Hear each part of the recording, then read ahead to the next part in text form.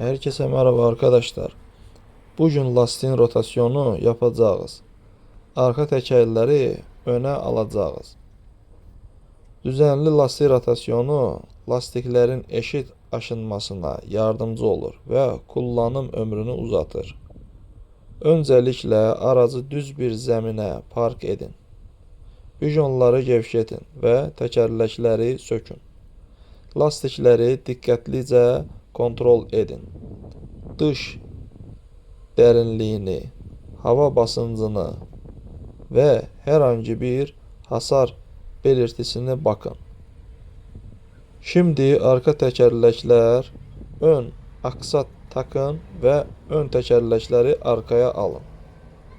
Bijonları doğru şəkildə sıkın ve montajdan sonra lastik basıncını kontrol edin.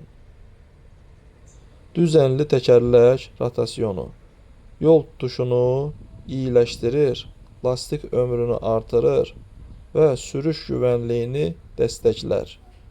Hepsi bu kadar arkadaşlar.